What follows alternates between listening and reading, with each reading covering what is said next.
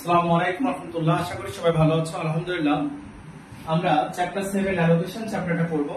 তো allocation for বন্টন, এখানে ব্যয় বন্টন করতে হবে। এখন ব্যয় বন্টনের দুইটা সিস্টেম আছে, একটা প্রাইমারি ডিস্ট্রিবিউশন বলা হয় আর একটা বলা হয় সেকেন্ডারি ডিস্ট্রিবিউশন। তো ব্যয় বন্টনের ভিত্তি হলো দুইটা, একটা হলো প্রাইমারি ডিস্ট্রিবিউশন আর একটা হলো সেকেন্ডারি ডিস্ট্রিবিউশন। তাহলে চ্যাপ্টার 7 শুরু করো। রুলসটা যতটুকু দরকার। ব্যয় বন্টন দুই প্রকার। Number 1, primary distribution.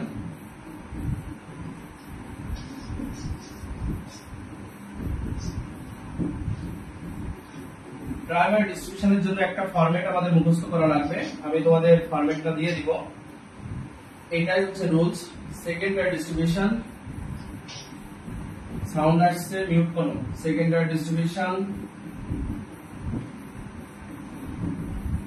এই সেকেন্ডারি ডিস্ট্রিবিউশন আবার চার ভাবে করা যায়। সেকেন্ডারি ডিস্ট্রিবিউশনের আবার চারটা অপশন। প্রাইমারি কোন অপশন নেই, এটা একটা ফরম্যাট আছে যে খরচের নামগুলো দেওয়া থাকবে। এখন ওই খরচ বিভিন্ন ওয়েতে বন্টন করতে হবে, তার জন্য একটা টেবিল আছে, আমি টেবিলটা দিয়ে দিব। আর সেকেন্ডারি ডিস্ট্রিবিউশন করার মোট পদ্ধতি আছে চারটা। Direct method, direct method, 2 number strip down, strip down method. এই দুইটা পদ্ধতি পরীক্ষা আসে না, আসে নিচে দুইটা। Repeated method,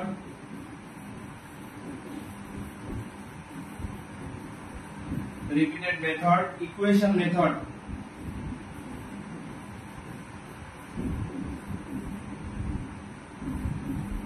simultaneous equation method, simultaneous equation oblique algebra, algebra method। এই যে চারটা পদ্ধতি, এর কোনো রুলস নেই। এই সেকেন্ডারি ডিস্ট্রিবিউশন করার যে পদ্ধতি চারটা, এর কোনো রুলস জানা লাগবে না, এটা অঙ্ক থেকে শিখতে হবে। তো ডাইরেক্ট মেথড পরীক্ষায় আসে না, স্ট্রিপ ডাউন আসে না, পরীক্ষায় আসে রিপিটেড মেথড আর ইকুয়েশন মেথড থেকে। তো আমরা সবগুলো শিখে নেব। তো ইম্পর্টেন্ট যেটা সেটা আগে শিখবো। রিপিটেড এন্ড স্ট্রিপ ডাউন, আমরা যদি ডাইরেক্ট এবং স্ট্রিপ ডাউনে রিপিটেড পারলে ওটা অটো হয়ে যাবে। তাহলে এই চ্যাপ্টারে লেখার মতো কোনো রুলস নাই। প্রাইমারি ডিস্ট্রিবিউশন মানে খরচের যে প্রথম স্তর, যে একটা খরচ প্রতিষ্ঠানের খরচ হয় রেন্ট নামে, ইন্স্যুরেন্স নামে, ডেপ্রিসিয়েশন, লাইটিং খরচ, এই সব খরচগুলোর নাম দেওয়া থাকবে। তখন যখন আমরা সকল ডিপার্টমেন্ট, প্রাইমারি ডিস্ট্রিবিউশন মানে প্রোডাকশন এবং সার্ভিস, একটা খরচ সবাইকে ভাগ করে দিব, সেটাকে বলা হয় প্রাইমারি ডিস্ট্রিবিউশন।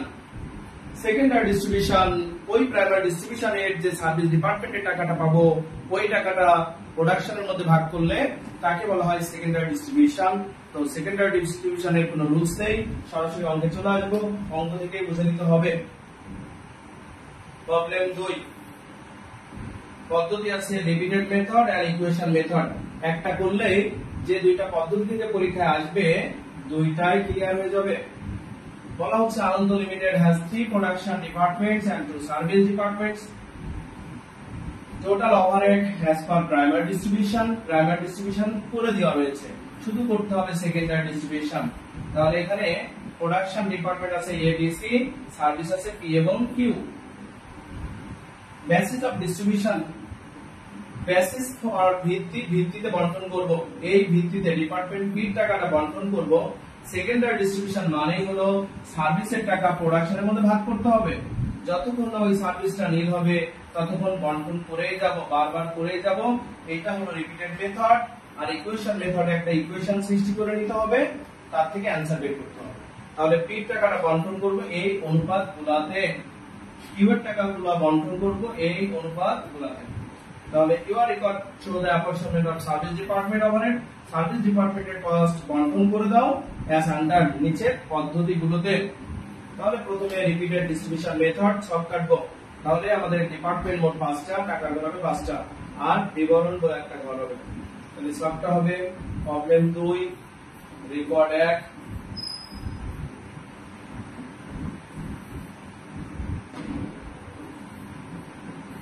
Problem 2 requirement 1। সবকটা এইভাবে সার্ভিসের মধ্যে দুইটা, প্রথমে সার্ভিস, তারপর হবে প্রোডাকশনের ঘর। এটাকে দুই ভাগে ভাগ করবা, এক একটার মধ্যে এটার মধ্যে 3টা আর সার্ভিসে 2টা। Secondary distribution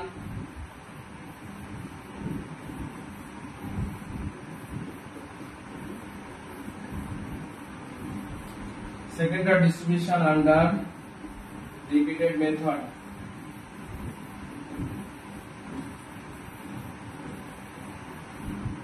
Secondary distribution under repeated method. Accounts title, primary distribution, এটা হলো production department. Production department এর নাম ABC, service department, সার্ভিসের নাম X, P and Q, সার্ভিসের নাম হলো P এবং Q, PQ, service department PQ। শুরুতেই বসবে overhead as per primary distribution।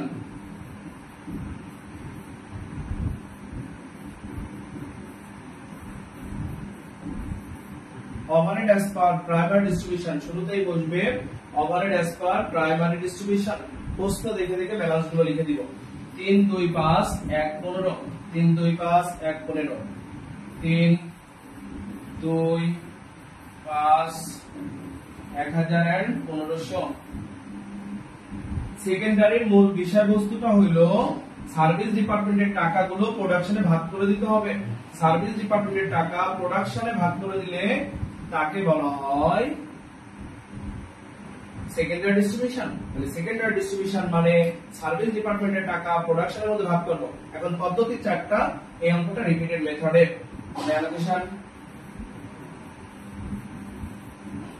allocated to service department, allocated for বন্টন, তাহলে allocated to service department, service ডিপার্টমেন্টের খরচ allocate করব ফর বন্টন করে দিব। তাহলে A B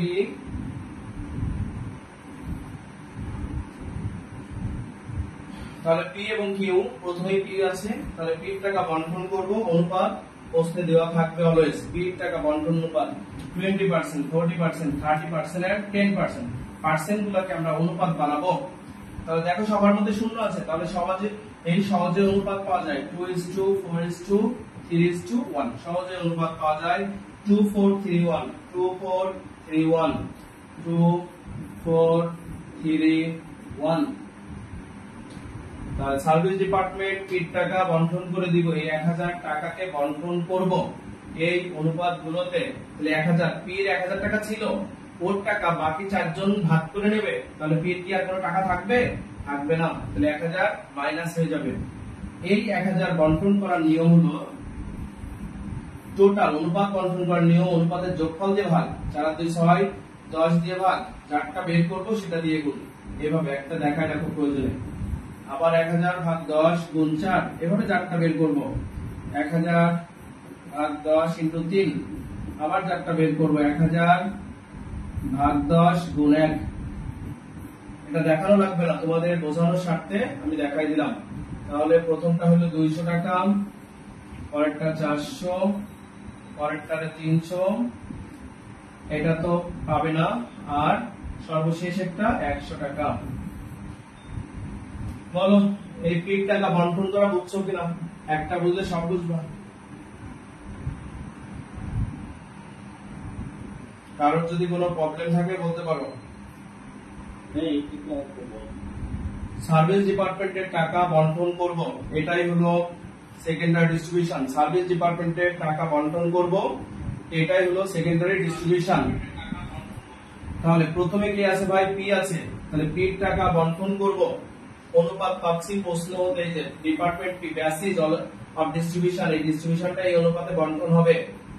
এই পার্সেন্ট গুলোকে অনুপাত বানাবা সব সময়। তাহলে একটা করে শূন্য সহজে বাদ দিয়ে দেওয়া যাচ্ছে। অনুপাত মানে যতটা ছোট করা যায়। তাহলে 2 4 3 1 অনুপাত 2:4:3:1।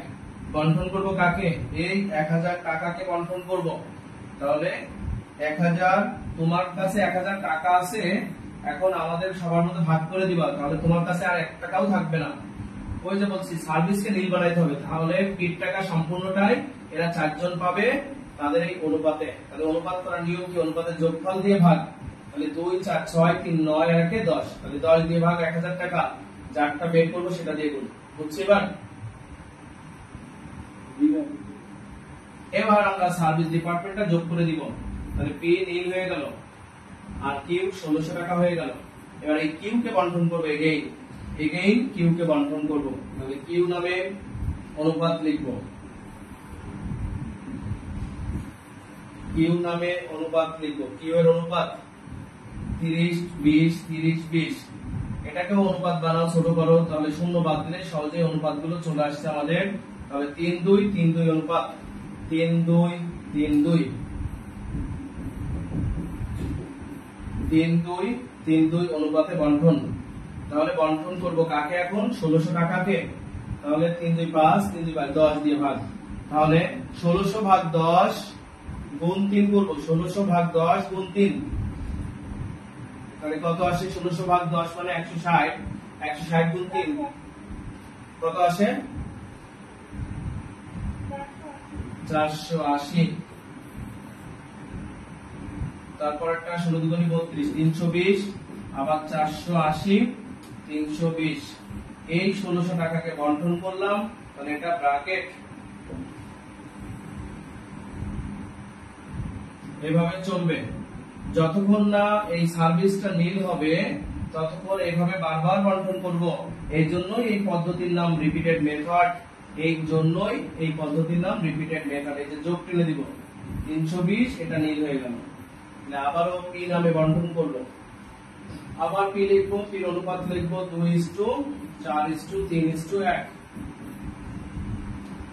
যতক্ষণ না সার্ভিস ডিপার্টমেন্টের টাকা নীল হবে ততক্ষণ বন্টন করেই যাব এই জন্য এটার নাম হয় রিপিটেড মেথড। তাহলে আবার বন্টন করব, এই 320 বিট টাকা বন্টন অনুপাত হলো 2:4:3:1। নিয়ম কি? অনুপাতের যোগফল দিয়ে ভাগ। তাহলে 320 ভাগ 10 32, তাহলে 32 গুণ 2 32 গুণ 2 64। আবার ওই একই ভাবে 10 দিয়ে ভাগ, 4 দিয়ে গুণ, তাহলে 4 দিয়ে গুণ মানে 128, ভুল গেলে বলো। তারপরেরটা হলো 96, 10 দিয়ে ভাগ 3 দিয়ে গুণ 96, ভুল গেলে বলো। 1 মানে 32, এটা আবার যোগ টেনে দিবা, নীল, এটা 32। এভাবে বারবার করব বলে এটার নাম রিপিটেড। আবার কিউ এর টাকা বন্টন অনুপাত জানা আছে 3:2 অনুপাতে বন্টন করব এই 32 টাকাকে। তাহলে 32 ভাগ 10 3.2, 3.2 into 3, 3.2 into 3, তাহলে 3 থেকে 9, 3 দুগুণে 6, 9 টাকা 60 পয়সা। পয়েন্ট রাখবো না, তাহলে 9 টাকা 60 পয়সা মানে এটাতে 10 টাকা বানাই দেব। পরে 2 ভাগ, তাহলে 3.2 into 2, তাহলে 3 দুগুণে 6 টাকা পাবে। পরেরটা আবার 10 টাকা পাবে।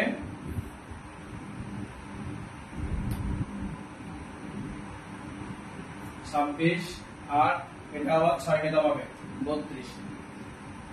আবার যোগটা এটা নীল হয়ে গেল, এটা 6 টাকা। এই জায়গাটা বোঝা যাচ্ছে, একটু মনোযোগ দিবা। তাহলে পিট টাকা বন্টন করব, অনুপাত জানি 2:4:3:1, ওই 1টা দেব না। এইটা একটু বুঝবা। আবার যখন অ্যামাউন্টটা ছোট হবে, ছোট কত ছোট? 20 এর নিচে চলে আসবে। যখন অ্যামাউন্টটা ছোট হয়ে যাবে তখন এক সার্ভিসের টাকা অন্য সার্ভিসকে আর দিব না। তাহলে এই 6 টাকা অন্য সার্ভিসকে আর দিব না, আমরা এই 3 জনের মধ্যে ভাগ করে দিব, 2 4 3 অনুপাতে ভাগ করে দিব। 6 টাকা 2 4 3 অনুপাতে সবার মধ্যে ভাগ করে দিব। তাহলে 6, যেটা আবার বলি, যখন অ্যামাউন্টটা ছোট হবে এক সার্ভিসের টাকা অন্য সার্ভিসকে দিব না, কারণ অঙ্ক তো শেষ করতে হবে, সার্ভিস তো নীল করতেই হবে। তো বারবার বন্টন করতে থাকলে কিছু দশমিক থাকলেও থাকবে। তাই রুলস হলো লাস্টে এসে অঙ্কটা শেষ করে দিব। কিভাবে? অ্যামাউন্টটা যখন ছোট হবে, 20 এর কম চলে আসবে, তখন এক সার্ভিসের টাকা অন্য সার্ভিসকে আর দিব না। তাহলে যেহেতু অন্য সার্ভিসকে দিব না, তার অনুপাতটাও এই কারণে লিখবো না। তাই এই 1 ভাগ অনুপাত লিখি নাই। তাহলে এখন ভাগ দেব 9 দিয়ে। 6 ভাগ 9 গুণ 2 কত আসে?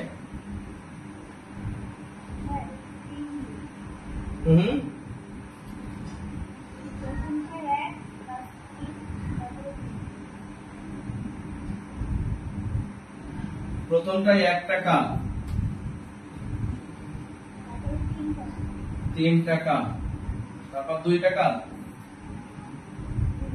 ওকে, এই যোগ টেনে দিব, যোগফলটাই অ্যানসার, প্রতিটা ঘরের যোগফলটাই হলো অ্যানসার। এটা নীল হয়ে গেল, এটা নীল হয়ে গেল। তিনজন 3টা ঘর করো, এই চাঁদনি প্রথমটা করো, প্রাঞ্জল দ্বিতীয়টা করো, আর বাকিরা মিলে তৃতীয়টা, যার আগে হয়। তিনজন 3 কোনটা? ওকে, 3755। হলো 857।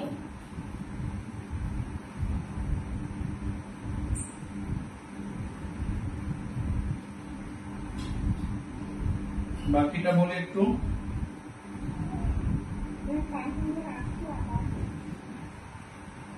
5000 হলো কেন এটা?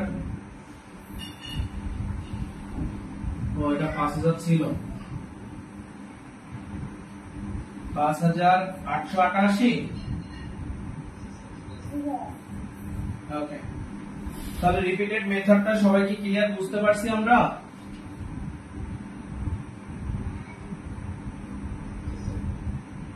ওকে,